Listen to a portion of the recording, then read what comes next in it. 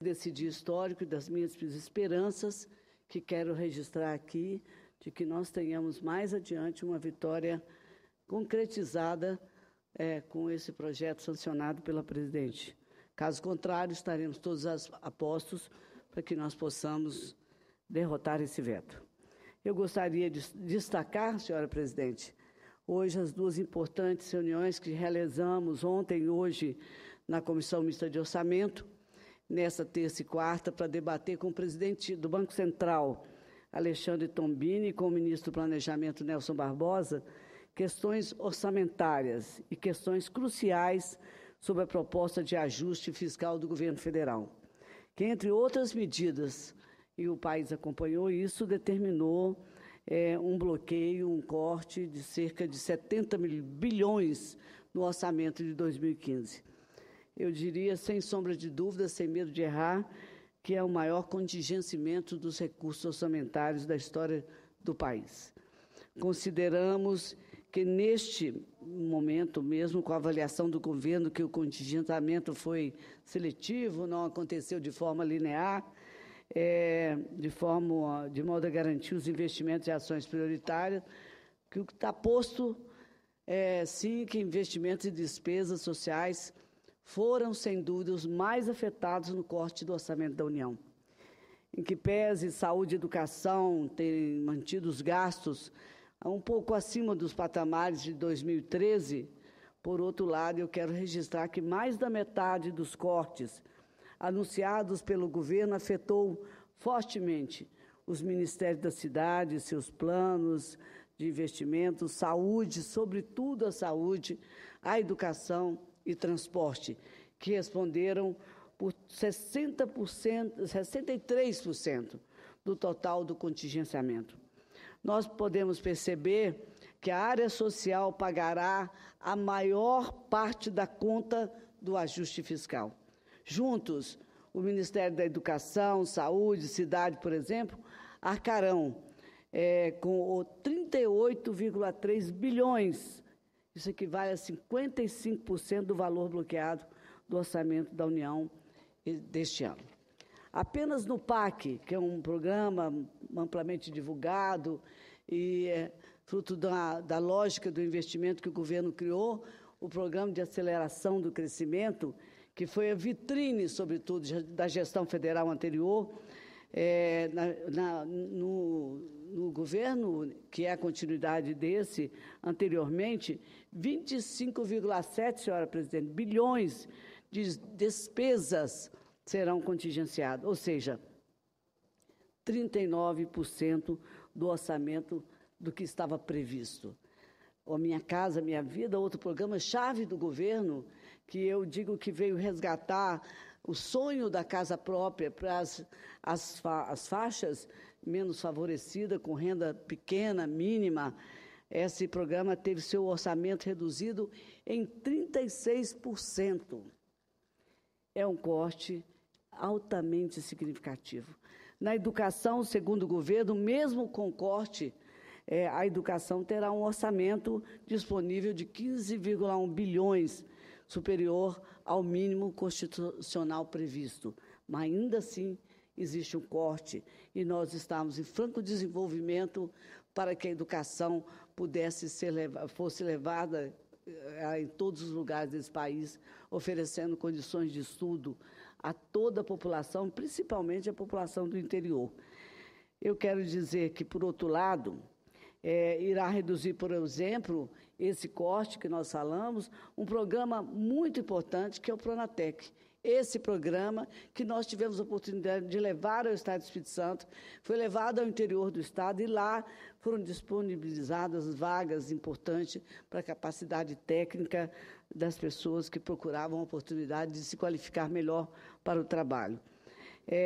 As vagas desse importante programa, que busca financiar curso de educação profissional e tecnológica, e também o Ciência Sem Fronteira, que foi abordado inúmeras vezes pela mídia, o programa de bolsas para que alunos de graduação e pós-graduação fizessem estágio no exterior e que também busca trazer pesquisadores internacionais para o país, também vão sofrer com todo esse corte, com todo esse contingenciamento.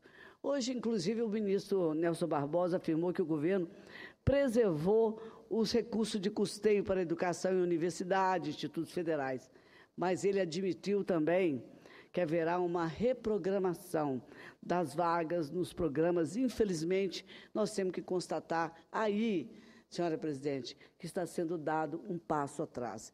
Por que eu digo isso? Um país que frequenta os horizontes do desenvolvimento, um país que busca de todas as maneiras fazer da educação um patamar seguro para introduzir no mercado de trabalho aqueles que não teriam oportunidade com um programa dessa natureza, infelizmente, sabem que não terão todas as oportunidades programadas anteriormente à sua disposição.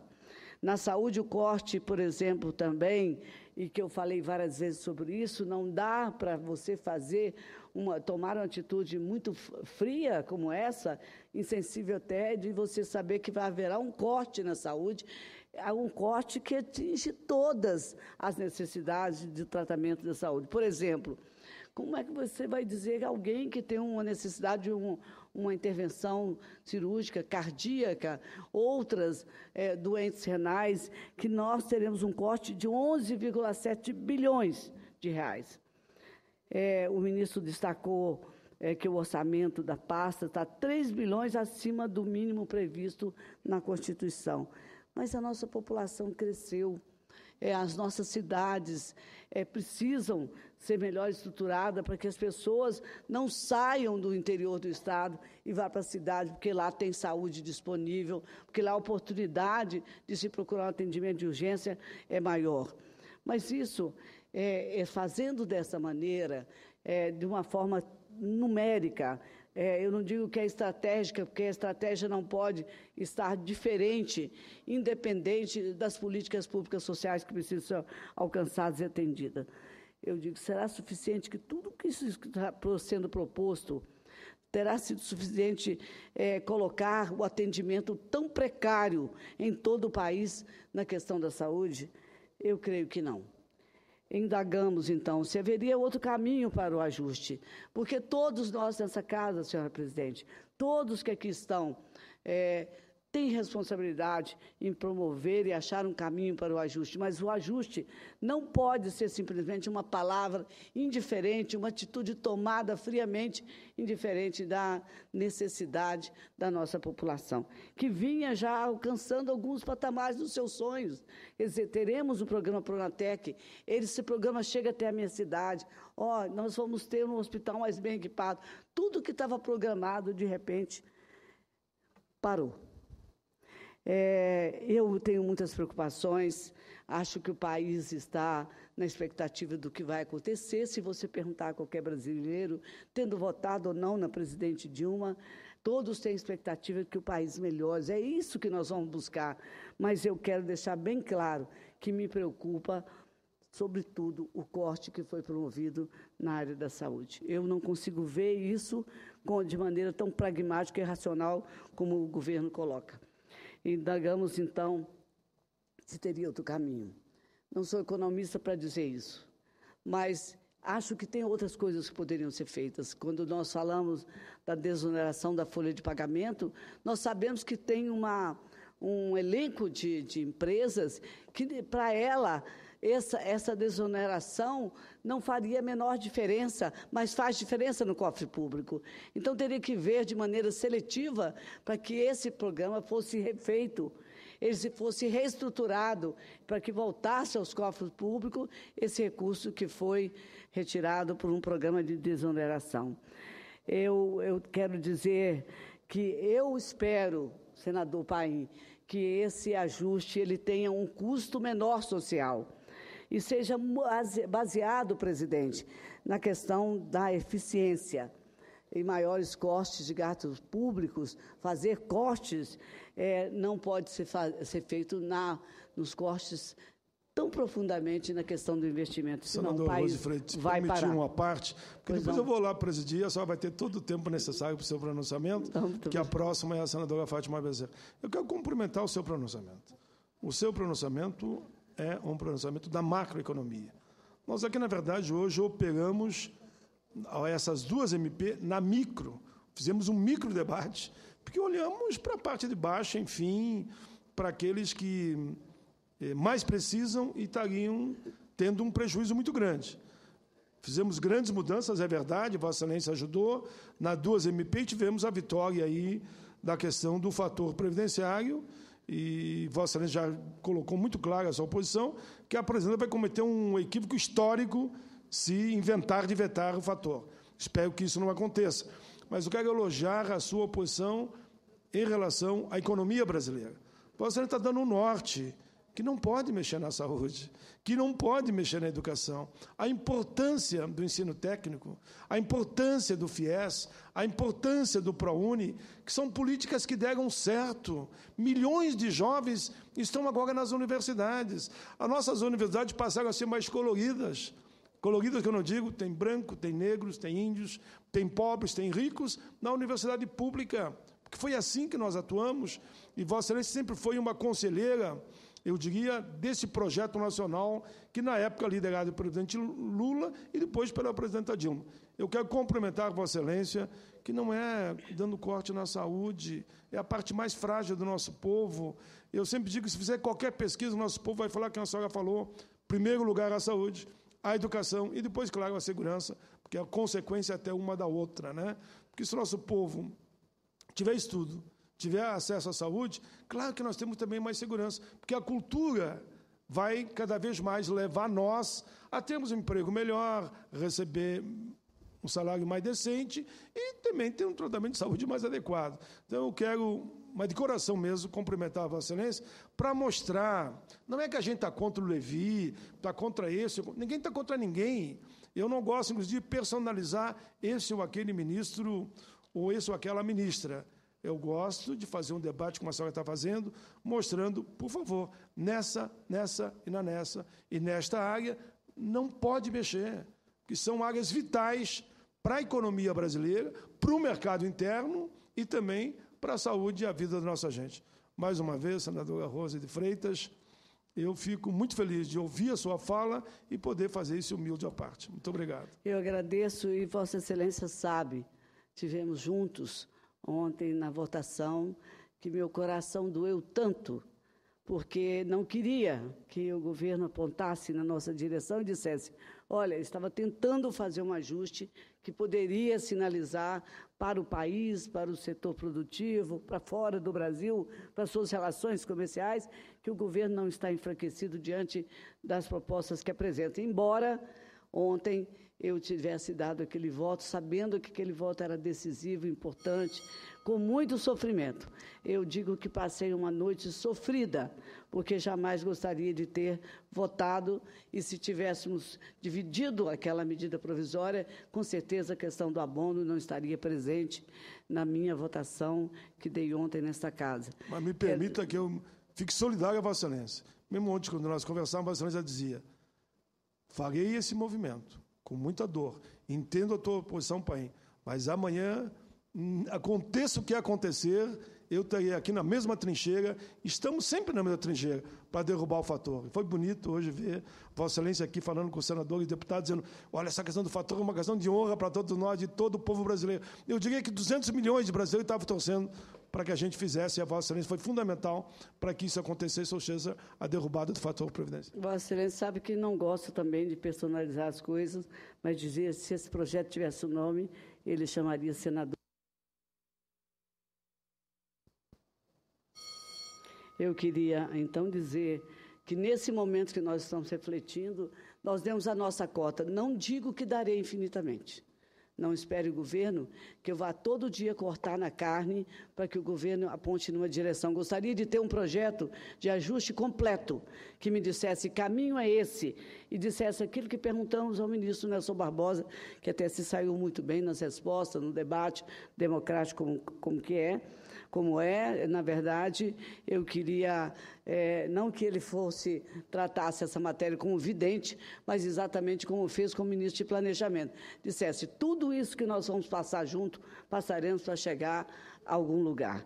E eu quero avaliar, sobretudo, para o povo brasileiro, para todos que não ouvem, para a presidente Fátima, que o quadro de desequilíbrio fiscal das contas do governo não é de responsabilidade e nem pode ser suportado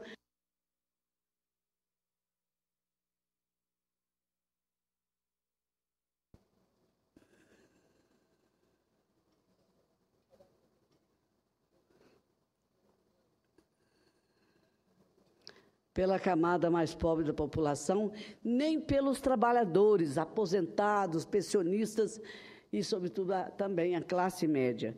Se as causas desse desequilíbrio foram a desoneração fiscal de mais de 100 bilhões concedida na última década pelo governo às grandes empresas, as elevadas taxas da Selic, que transferem recursos para o sistema financeiro, a queda da arrecadação devido ao baixo crescimento do ano passado, não é justo. Não é justo.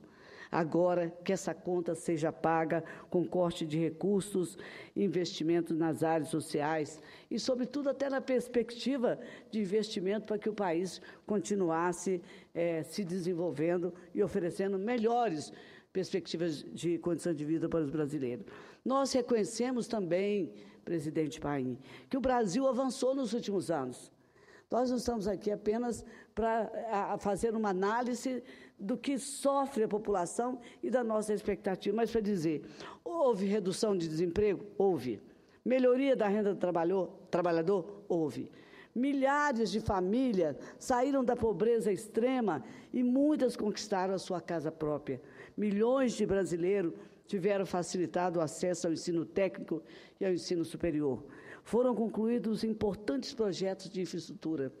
Mas hoje, o país volta a atravessar um período de turbulência, incerteza, e isso me dá uma imensa tristeza. Mas eu estou aqui para lutar. Então, tem momentos que a luta é árdua, até para nós que estamos pensando desta maneira. Nós temos que dar a nossa contribuição para que depois o dedo iriche não volte na nossa direção, dizendo, vocês não permitiram que o Brasil, que vocês tinham um voto decisivo na casa. Então, mas também quero dizer que o governo também tem que tomar algumas atitudes em relação aos gastos excessivos do governo, né, que contribuem para pressionar essa ciranda da inflação, que provoca alta de juros, prejudica a concessão do crédito e atrasa os investimentos tão amplamente anunciados, inclusive dentro do plano de infraestrutura e logística do país. A busca do aumento gradual do superávit primário, a economia para pagamento de juros e o reequilíbrio fiscal, como quer o governo, deve ser acompanhado de fato, sobretudo com a responsabilidade social. É absolutamente necessário reencontrar um projeto de desenvolvimento e uma estratégia política, presidente, capazes de enfrentar os desafios sem o sacrifício do bem-estar da população, que já começava a acreditar, já começava a sonhar que dias melhores estavam vindo mesmo, e que não pode abdicar desses sonhos, porque em determinado momento a política engendrada pelo governo falhou. Ela foi descuidada, ela obteve, vamos dizer, colocou privilégios aonde não poderiam colocar, quando quem deveria ser privilegiado num programa econômico são os programas sociais, muito importantes para o desenvolvimento do país. Já foi dito, inclusive, pela equipe econômica, que o Brasil precisa passar por uma reengenharia para ser competitivo. E ainda veio aquela lacônica frase do ministro Levi, acabou o dinheiro. Chegamos ao final de um ciclo. Friamente dizer isso até me parece insuportável como cidadã brasileira. Acabou o dinheiro. Por quê? Final de um ciclo. Qual ciclo? Um ciclo que o país começava a acreditar. E, na crença disso, reelegeu a presidente Dilma. Então, é hora de repensar o projeto? Acho que sim. Vamos repensá-lo com o fortalecimento da produção, investimento na indústria nacional, na agricultura, desenvolvimento da pesquisa, tão poucos recursos tem para essa área. Ciência, tecnologia, que todos os anos é uma briga séria para se obter um orçamento adequado e nem sempre chegamos perto disso. Precisamos dinamizar, sobretudo, o mercado interno e a renda do trabalhador. Sem isso, não tem dinâmica, não tem crescimento, não tem perspectiva de nada que estão falando em torno do ajuste fiscal. Neste Congresso, senhor presidente, nós somos conscientes da nossa responsabilidade, mostramos isso, sofremos com ela em determinado momento.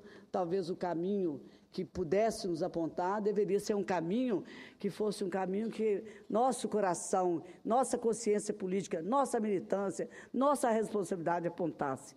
Mas quando nos dizem que esse é um caminho, de que eles entendem mais do que nós nos sentimos pressionados por uma razão e por uma lógica econômica construída pelo governo que errou. Esse governo errou. Então, neste momento de crise, eu quero também fazer as reflexões mais justas que posso fazer, para que as pessoas entendam em determinado momento, e eu quero dizer, um país com tantos escândalos, com tanta corrupção, e nenhuma administração, por melhor que seja, ela vai chegar a algum lugar se nós também não debelarmos profundamente, lá na raiz, cortando com uma tesoura bem afiada, esse vício e essa praga da corrupção. Nós não estamos indiferentes, presidente, aos impactos, efeitos que nossas decisões sobre as medidas do ajuste fiscal irão provocar na sociedade e no futuro, porque tudo que estamos fazendo agora, um país parando, deixando de investir socialmente, incapacitando os segmentos produtivos de renda familiar pequena, mas que estão com iniciativas próprias dentro da agricultura familiar, isso também vai comprometer o futuro desse país. Então, nós temos a convicção de que não estamos, de jeito nenhum, desconectados da voz da rua e dos recados que o povo nos diz e nos traz a todo momento. Por isso, talvez hoje, Vossa Excelência, arregimentando a força que essa casa tem, tenha conseguido arregimentar também uma esperança de que podemos diminuir o impacto daquilo que fizemos ontem. Que possamos, de fato, estabelecer medidas para superar a retração da economia em 2015. Eu tenho cuidado de não termos jamais uma política de redução de benefício e da elevação de tributo, que já está sendo apregoada como uma opção para elevar a arrecadação do país. Quando se pensar só em números, o país pode incorrer num erro de insensibilidade social muito grande. E nós sabemos que a economia não é uma ciência exata, presidente, mas ela tem que ser, sobretudo, humana. E é nesse momento, baseada nas necessidades humanas, é que eu faço essa reflexão aqui. Jamais poderei saber que, por necessidade política, por ajuste, por acordo, por uma certa conivência, certas obras suntuosas serão erguidas, sedes de tribunais e mais algumas coisas que estão aí previstas no orçamento que eu presido. Eu digo que, nesse momento, que pedem tanto sacrifício desta casa e do povo brasileiro, se não houver uma sensibilidade, também perderão o rumo nesse processo. E eu não quero perder o rumo. Eu estou na política absolutamente comprometida com os ideais e com a população brasileira que mais precisa do meu trabalho. Portanto, é baseada nesse raciocínio que eu quero aqui dizer que nós temos que pensar no Brasil, pensar no povo brasileiro, pensar no futuro desse país, sem deixar de lado o presente que agora, do povo brasileiro que agora sofre no Brasil inteiro. Era isso que eu queria dizer, sem me esquecer jamais de dizer que esse mandato que aqui represento, senador Paim, ele é fruto da fé, da convicção e da confiança que o povo tem de que nós seremos capazes de lutar por ele. E eu quero dizer ao povo que nos ouve, e aqueles que nos ouvirão em determinado momento pela gravação, dizer que eu estou consciente dessa responsabilidade que tenho, mas jamais vou me divorciar do sentimento maior que tenho, que é de retribuir com trabalho e a procura de um caminho junto, até mesmo com o governo, para que nós possamos sair da crise, sem jamais espetar, magoar, ferir o povo brasileiro, a sua alma, o seu sentimento e a confiança que depositou em mim. Muito obrigado. Muito bem, senador.